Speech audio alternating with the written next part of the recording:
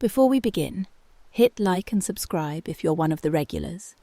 It's quick, easy, and ensures you won't miss the next one. Let's dive in. In our cozy suburban house in upstate New York, I was still gasping when he collapsed beside me. Both of us soaked in sweat, skin flushed, hearts pounding like we'd just run through fire. My thighs twitched, my breath hitched half shock, half satisfaction. I couldn't speak. I just turned my head and stared at him, wide-eyed, stunned, thinking, what just happened? He looked at me with that cocky grin, chest rising fast, and kissed my shoulder. I grinned back.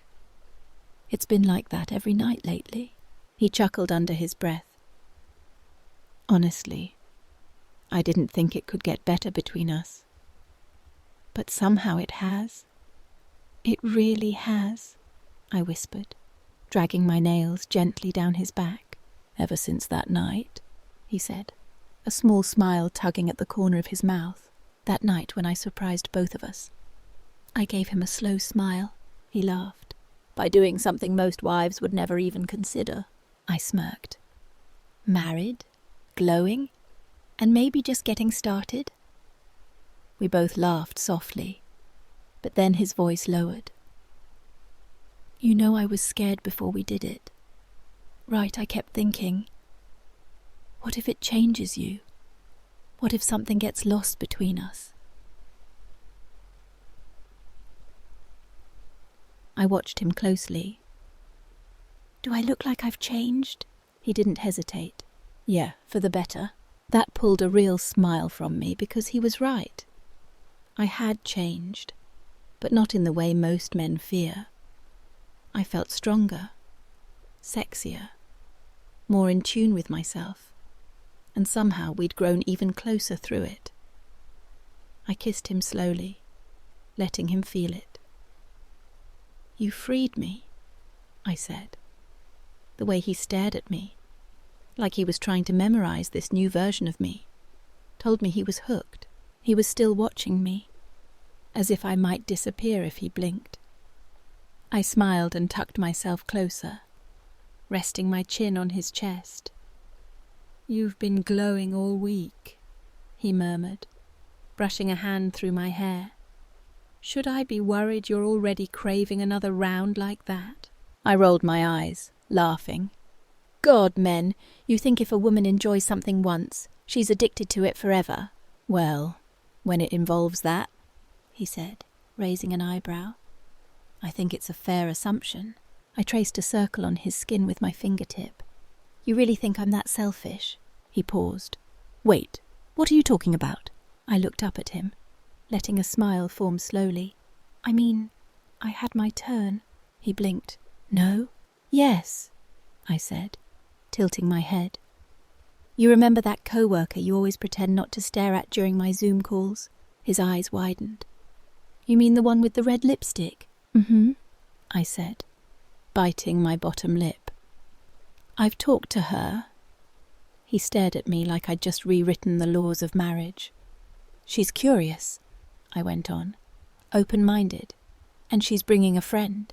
He opened his mouth, then closed it, stunned. I leaned in and whispered near his ear.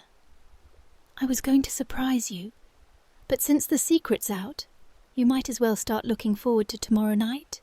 By the next evening, everything was ready in our spacious living room. The lights were low, soft jazz played from the Bluetooth speaker, and wine glasses were half full on the coffee table. I sat on the sectional sofa with them, legs crossed, voice steady, heart quietly racing beneath it all. We'd kept the conversation light. They were curious, maybe nervous, but willing. That was enough.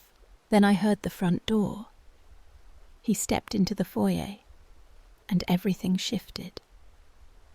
His footsteps slowed as he took it in the warm glow of the living room. The two women on either side of me, the way our heads turned toward him together. He froze. I stood up slowly and smiled. "Hey, you!" He glanced between us, eyes narrowing. "So, this is it. One Shindotian rose first tall, confident, red lipstick sharp as ever." She extended her hand, not breaking eye contact. "I'm Emma," she said, her voice smooth. "You probably know me from her Zoom calls. I've noticed you too." The other followed a step behind, offering a quiet smile. "Sophie, I'm just, along for the ride." He nodded, still trying to wrap his head around it. I walked over and let my fingers trail down his arm as I leaned in. No nerves, no pressure, just let it happen. Then I reached back, took Emma's hand, and led the way down the carpeted hallway, 3 shadows behind me. Just before I opened the bedroom door, I turned, tugged him closer by the front of his shirt, and kissed him slowly, in full view of the women behind him. Then I whispered, just loud enough for them to hear, "Have fun, baby. You've earned this." The moment the door clicked shut behind us, Emma stepped forward, took his wrist without hesitation, and guided him to the edge of the bed like she already owned the night. There was no hesitation, just a smooth, silent rhythm unfolding between the 3 of them. Like something inevitable, I drifted toward the armchair near the wall and sat down, crossing one leg over the other as I settled in. My chest was rising faster, but I didn't want to miss a second. He looked at me for a heartbeat, like he needed permission. I gave it with a smile. Emma kissed him first, confident and steady, while her hands worked the buttons of his shirt with practiced ease. Sophie hovered close behind, her fingertips trailing lightly along his back, helping him shrug out of the sleeves. They undressed him slowly, like they were unwrapping a gift they both craved. When his shirt hit the floor, Sophie pressed a kiss just below his collarbone. Emma followed the line down his chest, planting soft trails with her mouth while her hands moved to his belt. He was tense but not resisting, more like trying to absorb it all. The women helped themselves next, slipping out of their tops with different styles, Emma bold and unapologetic, Sophie softer, a half-second behind but just as ready. Then they dropped to their knees together in front of him. From where I sat, the view was breathtaking. They moved in a practiced rhythm, Emma's lips teasing across his chest, while Sophie lingered lower, her touch exploring with quiet precision. There was no talking, just the sound of shared breath and the tension winding tighter with every shift of pressure. His hands gripped the sheets behind him. His jaw went slack, and his eyes kept darting to me, like he couldn't believe I was sitting there watching. But I was. I saw everything, the way his breath hitched, the way his hips twitched, the way his fingers trembled, the way they held him in that space between surrender and bliss. Minutes passed like seconds. Then Emma rose slowly, placed one palm on his chest, and eased him down onto the mattress. She climbed over him with calm, steady control, her gaze never leaving his as she began to move with a deliberate rhythm, like she'd been waiting for this moment all night and wanted to savor every second. Just as her body found its pace against his, I caught the look on his face, disbelief, pleasure, and awe tangled together. Emma didn't hesitate. She guided her hips into a slow, steady rhythm. One hand braced on his chest, the other sliding up to tangle in his hair. He let out a sound half gasp, half groan as his body jolted beneath her, like he hadn't braced for how much this would take out of him.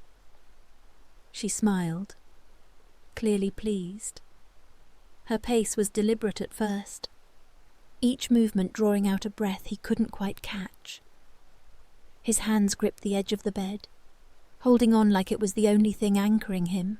Sophie leaned in from the side, her lips brushing across his chest, her voice low and intimate as she whispered something that made his whole body react. I bit my lip and shifted in the chair, but my focus didn't drift. My hand slipped between my thighs before I realized I'd moved, and even then, I didn't stop. I let the tension build in me, mirroring what he felt, echoing, shared. Emma picked up the rhythm gradually, her back arching as she moved with more force, more control. She wasn't just riding the moment, she was owning it. Sophie's hand stayed on his body, stroking wherever he wasn't being held or moved. Her touch was quiet but constant, reminding him he was surrounded. Then it happened. His body went rigid all at once. His back arched, and a raw, ragged sound burst from him, like it had torn straight from his core. Emma stayed with him through it, easing the pace just enough to carry him down from the edge. Sophie pressed a soft kiss to his shoulder as his chest heaved beneath them. I exhaled slowly, hands slipping away, heart racing. Then I stood and crossed the room, step by step, until I was beside him. He looked up at me, eyes unfocused, lips parted, sweat beading at his brow like he'd just run miles without stopping. I leaned over, brushed a hand across his chest, and whispered just above his lips. "The night just started, and I haven't had my turn yet." I straightened up, my smile widening as I took in the scene, his flushed face, Emma's confident poise, Sophie's quiet intensity. The air in the room felt electric, charged with the weight of what had just happened and what was still to come. I stepped closer to the bed, my fingers brushing against the soft cotton of the sheets, and looked at Emma. Her eyes met mine, a spark of understanding passing between us. She slid off him gracefully, her movements fluid, and gestured for me to take her place. Sophie shifted to the side, her gaze soft but curious, as if she, too, was eager to see where this would go. I climbed onto the bed, straddling his hips, my hands resting lightly on his chest. His skin was warm, still slick with sweat, and his breathing hadn't fully steadied. I leaned down, my lips hovering just above his, and whispered, "You ready for me?" His eyes locked onto mine, a mix of exhaustion and anticipation flickering in them. He nodded, a small, almost shy movement, and I felt a surge of affection for him, this man who trusted me enough to let this night unfold. I moved slowly at first, savouring the way his body responded to mine, the way his hands found my waist, tentative but steady. Emma and Sophie stayed close, their presence a quiet hum in the background. Emma's fingers trailed lightly along my arm, encouraging, while Sophie's hand rested on his thigh, grounding him. It wasn't chaotic or rushed. It was a shared rhythm, a dance we were all learning as we went. My movements were deliberate, mirroring the control Emma had shown earlier, but with my own cadence familiar to him, yet heightened by the newness of the moment. His hands tightened on my hips, his breath catching as I leaned closer, my hair brushing against his cheek. I could feel the intensity building again, not just in him, but in me. A mirrored heat that made my pulse race. I glanced at Emma, who gave me a knowing nod. Her red lipstick still flawless despite the night's intensity. Sophie's eyes were on us, her expression a mix of awe and quiet excitement, her fingers still tracing gentle patterns on his skin. The room felt alive, the soft jazz from the living room drifting faintly through the walls, mingling with our shared breaths. The suburban quiet outside, crickets chirping. The occasional hum of a car passing by made the intimacy of this moment feel even more vivid. I moved faster, my hands pressing against his chest for balance, feeling the way his heart pounded beneath my palms. His eyes stayed on me, wide and unguarded, like he was seeing me for the first time. "You're incredible," he murmured, his voice rough but sincere. I smiled, leaning down to kiss him, slow and deep, letting him feel every bit of my intent. Emma's hand rested on my shoulder now, a light touch that felt like an anchor, while Sophie's quiet presence added a layer of warmth to the moment. We were all in this together, a shared exploration that felt as much about connection as it was about desire. As the rhythm built, I could sense him nearing that edge again, his body tensing beneath me. I slowed just enough to draw it out, wanting to savor every second of this. Emma leaned in, her lips brushing my ear as she whispered, "You've got this." Her voice was low, confident, and it sent a shiver through me. Sophie's hand moved to his chest, her touch soft but deliberate, as if to remind him she was still there, still part of this. When it came, his release was quieter this time, a deep shudder that rippled through him, his hands gripping my hips like a lifeline. I stayed with him, my movement slowing, guiding him through the waves until he was spent, his chest heaving beneath me. I leaned down, kissing him softly, my lips lingering on his as I felt the aftershocks fade. I slid off him, settling beside him on the bed, my hand resting on his arm. Emma and Sophie joined us, Emma stretching out on his other side, her arm draped casually across his stomach, while Sophie curled up near his shoulder, her expression serene. For a moment, we just lay there, the four of us tangled together in the quiet, the only sounds our steadying breaths and the faint hum of the air conditioning.